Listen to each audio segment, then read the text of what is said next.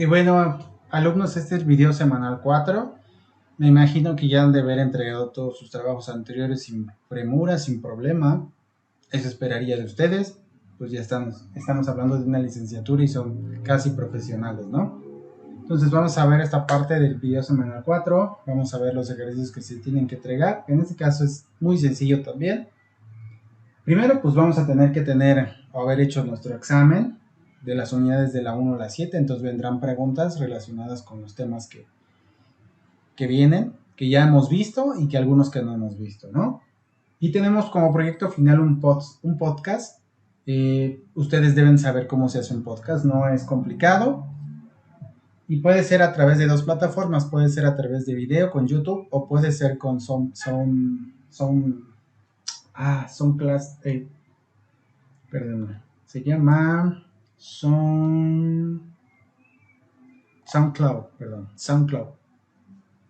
Disculpen el que se me haya olvidado que es con SoundCloud, ¿no? Bueno, obviamente para SoundCloud lo que tienen que hacer pues es abrir una cuenta, ¿no? No creo que les cueste mucho trabajo el hecho de abrir una cuenta. Creo que va a ser bastante sencillo para ustedes. Entonces no les va a generar ningún problema. Y seguramente pues lo van a poder hacer bastante sencillo. No va a haber complicaciones. Y van a poder cumplir con lo que se está pidiendo, ¿no? Ahora, si vemos las preguntas, pues son 15 preguntas, van a tener 1 hora y media para realizarlo, son preguntas bastante también sencillas, no viene ningún foro, no viene ningún otro trabajo que tengan que entregar porque ya es la semana 4, pero sí en cuestiones del podcast hay que tener en cuenta varias cuestiones que aquí también se las enumero. Lo primero es el tema, ¿no? Que es el tema, pues hay variados de los cuales ya hemos hablado. Uno de ellos es percepción del color, otra es estructura del mensaje, otro es lenguaje verbal y otro es el design thinking. Entre esos cuatro van a tener que escoger uno, van a tener que hacer su proyecto de podcast con el cual en este caso pues van a tener que hablar del podcast.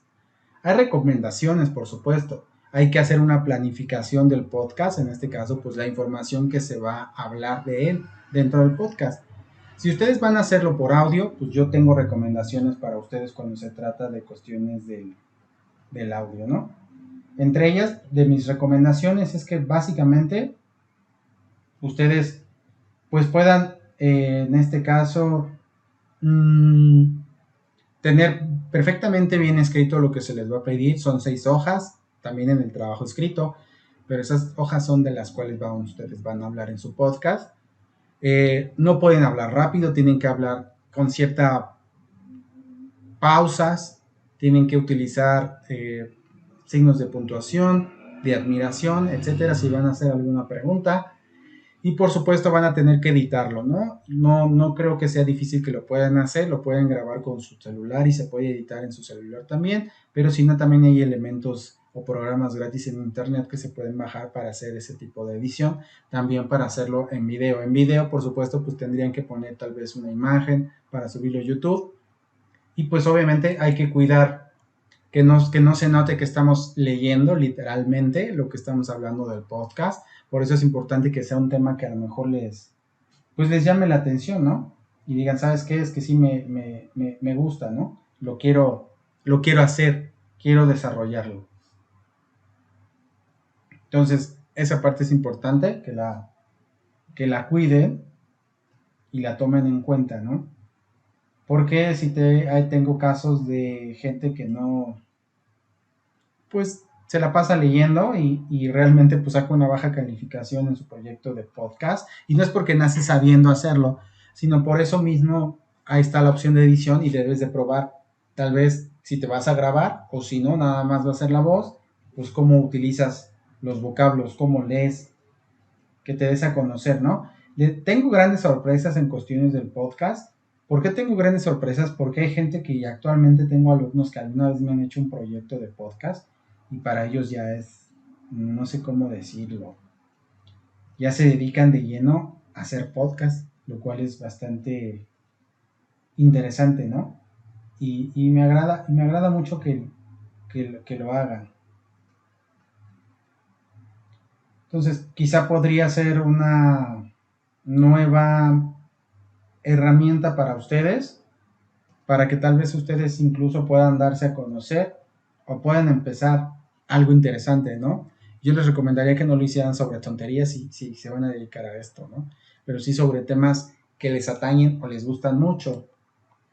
Pues hay que cuidar el audio, que no entre, por ejemplo, los ruidos de afuera, a lo mejor encerrarnos, cerrar la puerta, para que no se escuche el ruido de afuera, cuidar los ecos.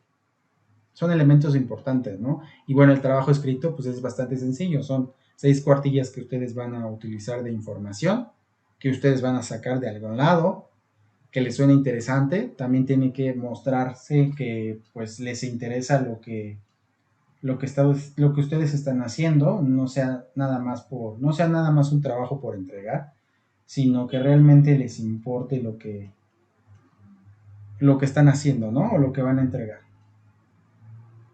Porque de esa misma forma ustedes van a ser calificados. Si yo veo interés que ustedes están realizando haciendo su podcast, pues de la misma forma mostraré interés por calificarlos de la mejor forma y en un puntaje alto también. ¿Sí? Y esa parte es importantísima porque hace de notar que les interesa mi materia y a mí me hace notar que me interesa mucho más lo que ustedes tienen que decir al respecto, ¿no? Creo que es una relación simbiótica, le llamaríamos así, en donde ustedes hacen buenos trabajos y yo trato de siempre de tener las mejores calificaciones para ustedes y las menores reprendas sí, para reprender tal vez algún error, ¿no? Por ejemplo, mi audio, está mi ventana abierta, pero es por el calor, pero pasan los camiones, es horrible, ¿no? Entonces tengo que cuidar esa parte. Y bueno, dentro del formato, pues ya saben, tiene que venir su portada, tiene que venir la introducción sobre el tema que ustedes escogieron. Ustedes escriben su introducción, no se agarran ni la copian, sino la escriben. Ahí les dice el tamaño de la introducción. Tiene un valor de 9 puntos, lo que ustedes hagan, por ejemplo, en su trabajo escrito también. No pueden usar por el número mayor de 48 puntos de la tipografía. Tienen que cuidar el espacio del interlineado, la redacción. Y el tiempo de duración de su podcast debe de ser 3 minutos mínimo. Si alguien tiene por alguna razón un podcast menor, va a variar su calificación también. Y recuerden que lo pueden hacer escrito en Word con la portada y todo lo que les dije. Pueden exportarlo PDF y lo entregan. Si son 2 proyectos es muy sencillo. Como uno es escrito y otro ya es en ese sentido, ya sea en video o algo, pues en este caso pueden poner dentro del trabajo escrito la liga de SoundCloud o de YouTube dentro de su proyecto de Word o PDF que me van a enviar y no hay ningún problema.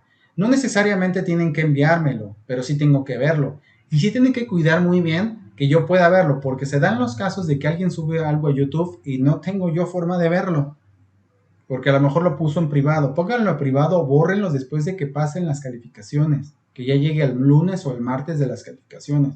Me ha pasado que hay gente que entrega los trabajos y lo tiene en privado. ¿Y qué pasa?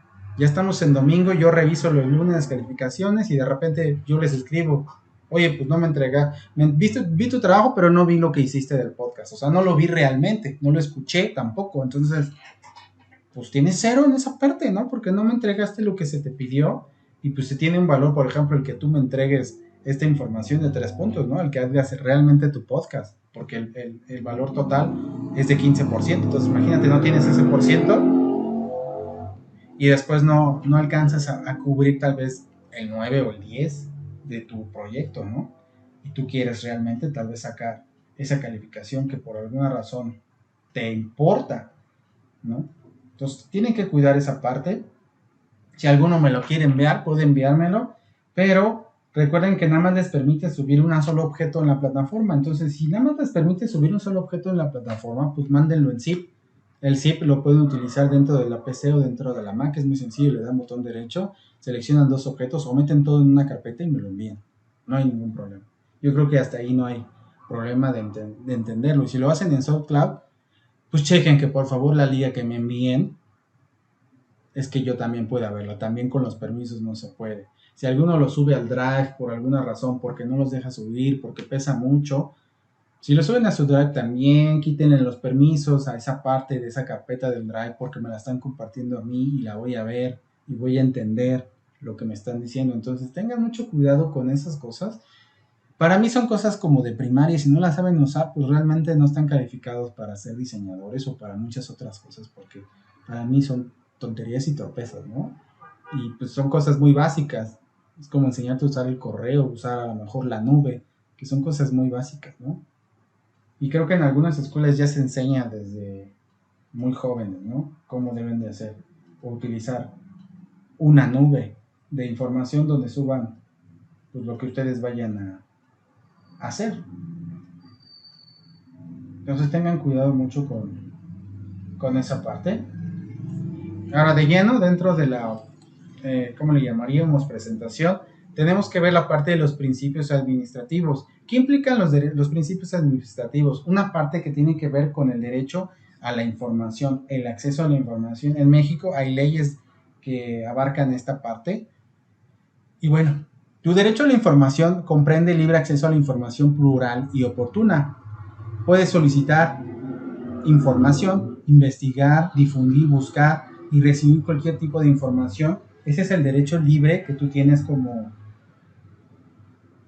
mexicano, ¿no? Y también en otros países se tiene, nada más que hay sus respectivas variantes, pero es un derecho libre que nosotros podemos tener cuando buscamos información, sobre todo de funcionarios públicos, ¿no? Entonces hay que poder utilizar sobre eso. Hay variantes también. Y bueno, también esta información que se genera pues puede ser obtenida, adquirida, transformada o en posesión de cualquier autoridad que es pública y accesible a cualquier persona en términos y con limitaciones establecidas en la misma ley. No vamos a abarcar toda la ley porque eso es muy extenso, solo algunos capítulos o algunas secciones, vamos a decirlo así, capítulos no, porque eso sería muchísimo y abarcaría mucho derechos de autor. Y bueno, si lo vamos a ver, va a estar dentro de la Constitución en el artículo 6, que fue promulgado el 7 de febrero de 2014, que es para que las autoridades puedan garantizar a todas estas personas el libre acceso a la información en igualdad de condiciones y sin distinción que afecten la dignidad. En esto vamos a tener difundir imágenes, difundir información, proteger tus datos personales de otras personas. Obviamente, en algunos casos no, depende también de la autoridad, mejorar la organización, la clasificación y el manejo mismo de la información. Bueno, como les decía, es un derecho, pero también hay razones por las cuales esta información no puede ser dada. De esas razones se desprenden dos. Entre ellas está el interés público o la seguridad nacional. Pensemos tal vez en partidos políticos que actualmente dicen que por seguridad nacional ciertos elementos o cierta información no va a ser revelada hasta tal vez después de 5 años o más, ¿no? Pero bueno, es parte de la política también esta parte que les estoy mencionando.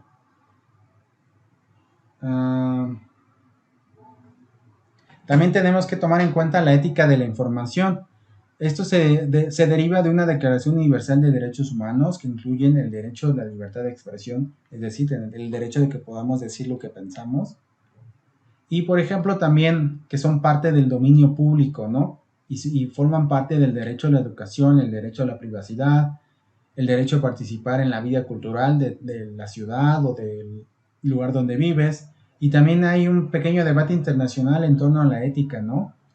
Que maneja aspectos, en este caso, éticos, legales, sociales, en el uso de la inteligencia y la tecnología de la información, ¿no? Que esto puede variar incluso por estados. Bueno, tenemos que ver esta parte de ya no principios administrativos, sino principios estéticos, ¿no?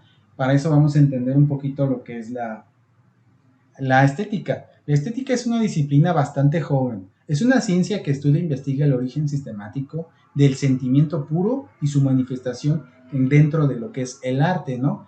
Uno de los grandes retos de la estética es el valor de la humanidad que le otorga a las manifestaciones de la cultura. Dentro de estos valores estéticos vamos a ver algunos que están hechos por este autor que se llama Raymond Suits.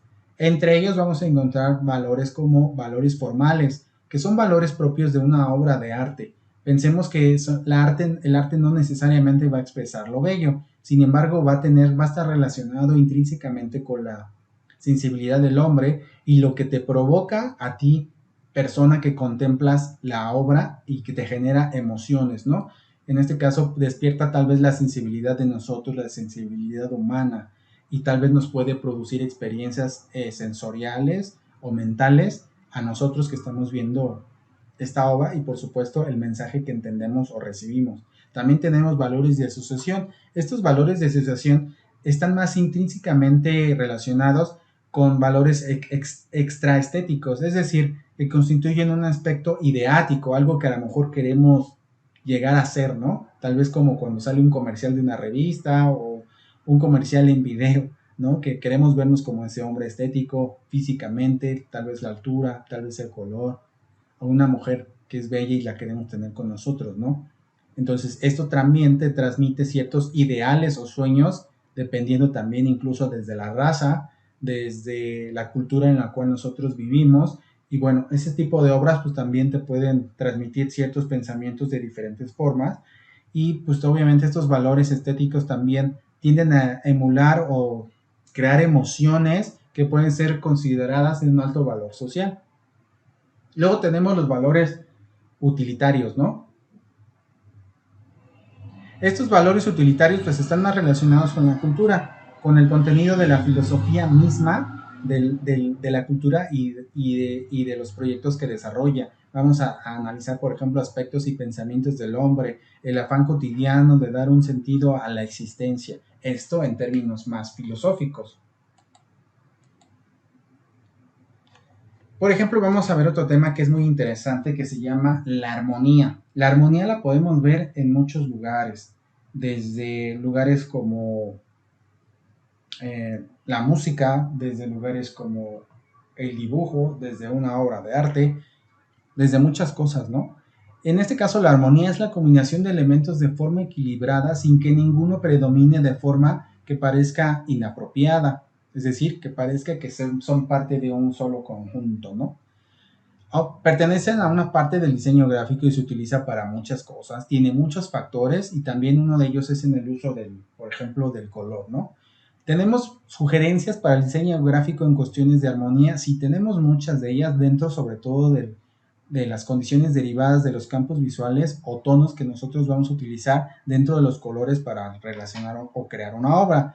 Entre ellos vamos a emplear los colores que vamos a escoger. Alguno tiene que ser a lo mejor dominante por encima de los demás. Otros serían los tonos que poseen características tal vez en común y que se parecen, que algunos pueden ser análogos, otros pueden ser complementarios o terciarios, no necesariamente totalmente primarios. Y bueno, es importante que en la armonía no se utilicen, por ejemplo, colores tan claros, tan vivos, que distraigan la importancia de la obra y que también te distraigan del mensaje que quieres capturar dentro o el mensaje que tú quieras transmitir con tu obra o que el autor tal vez quiso transmitir pero se pierde por los colores que están utilizando, ¿no?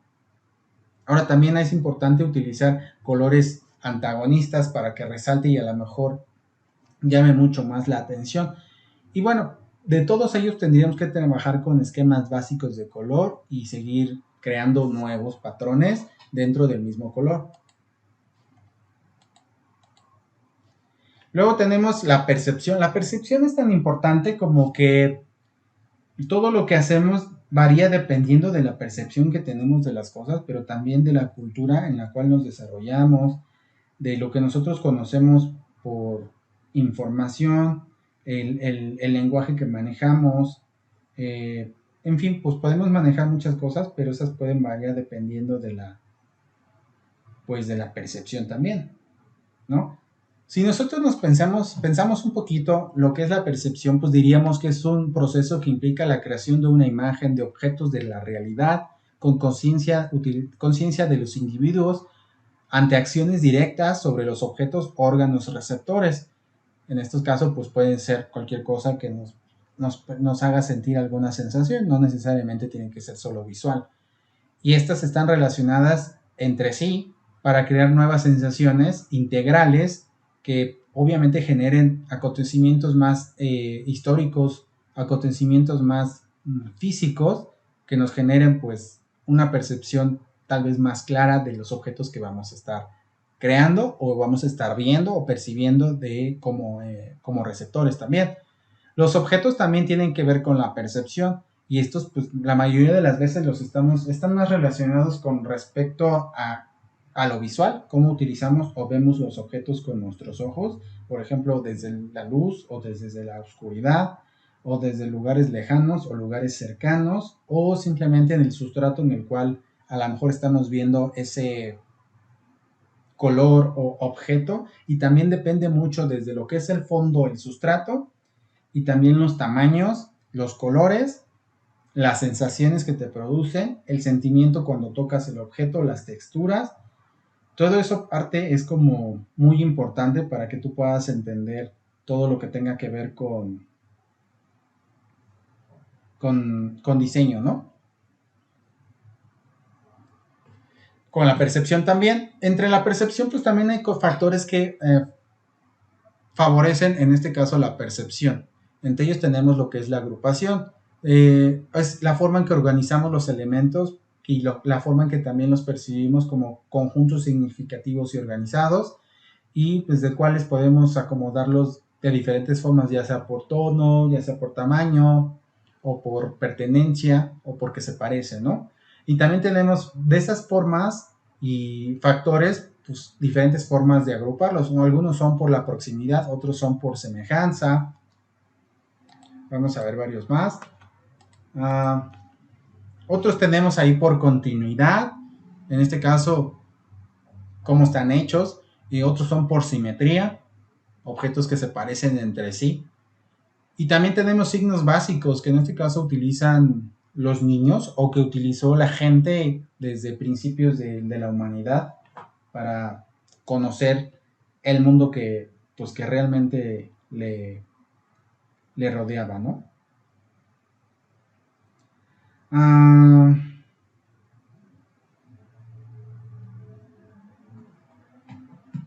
Bueno, también tenemos en este caso cosas importantes con cuestión de percepción. Una de esas cosas importantes es la percepción, la figura a fondo.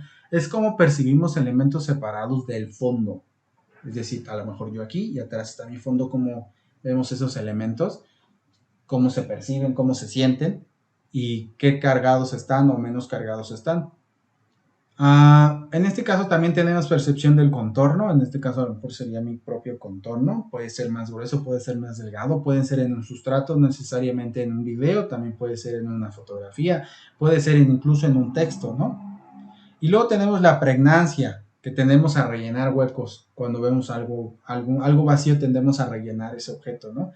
Y tendemos a completar cosas que faltan. A lo mejor si viéramos alguien sin cabeza, pues lo primero que pensaríamos es le falta la cabeza, ¿no? Entonces tendríamos que, nuestra mente tiende a generar esa cabeza que falta, o la parte que falta de algún objeto también, y lo hacemos de forma inconsciente, pero también lo hace el cerebro con el fin de poder rellenar ese hueco que falta, ¿no? Y luego tenemos la parte importantísima de lo que es la percepción del color.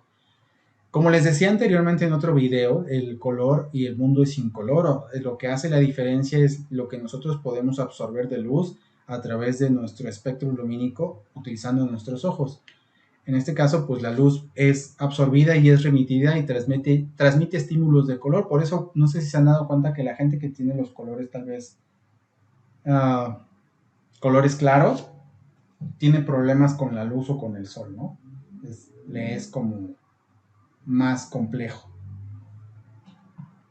Y luego los ojos también perciben los colores primarios y también tiene células visuales que le permiten percibir esos colores primarios. En este caso pensemos a lo mejor en primarios como azules o verdes o rojos, ¿no? Que también son parte de la percepción de nuestros ojos.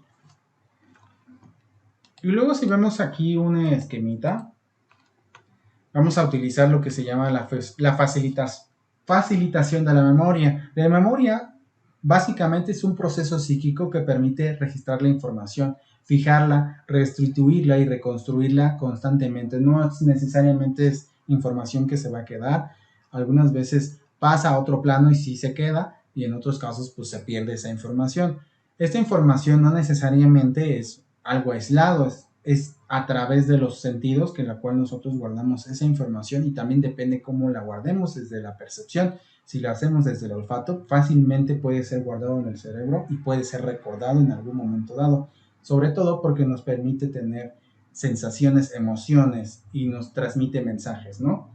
Si lo vemos desde el punto de vista del esquema que aparece aquí, vamos a ver que, por ejemplo, existe la llamada retención. Es donde adquirimos contenidos. Es el inicio del proceso del aprendizaje que nos permite pasar a la parte interesante, que es la memorización, que puede ser a corto o a largo plazo. Eso depende mucho del proceso que recibamos de la información y la importancia que le demos también. Tenemos la opción de recuperar esa información de forma gradual por medio del repaso de contenidos brevemente. Esto sería a lo mejor el uso de la repetición, el hecho de estarlo viendo, el hecho de estarlo usando. Por eso generalmente cuando te dicen que vayas a hacer algo o quieras guardar información, utilices no nada más un sentido, utilices 2 o 3 sentidos que te permitan guardar esa información dentro de información a largo plazo. ¿Por qué? Para que no se pierda, ¿no? Y luego tenemos eso, la memorización sería el puente entre la retención y la comprensión. La comprensión es cuando ya tenemos un análisis reflexivo donde aplicamos esos contenidos a diferentes cosas, entre ellas, pues tal vez un examen, tal vez algún dibujo, tal vez una dirección. No podríamos resumirlo en muchas cosas, pero las más básicas pues serían tal vez esas que nosotros vemos. Entonces, les recomiendo y les pediría que por favor hagan su examen, que no sea el domingo, que lo hagan antes, pero tampoco lo hagan a las 11 de la noche. Va a ser un problema. Y entonces tal vez hay algunos reprobados. Y no quiero reprobarlos, la verdad es que no es mi fin. Y recuerden, jamás los maestros tienen algo personal contra ustedes. No funciona así. Y enseguida se los puedo decir también porque no los conozco, ¿no? Pero échenle ganas y felices trabajos. Cuídense mucho y si los vuelvo a ver en alguna otra materia, con gusto los saludaré y tal vez veamos algún software diferente, ¿no? O hagamos otros trabajos tal vez más enriquecedores en otras materias también.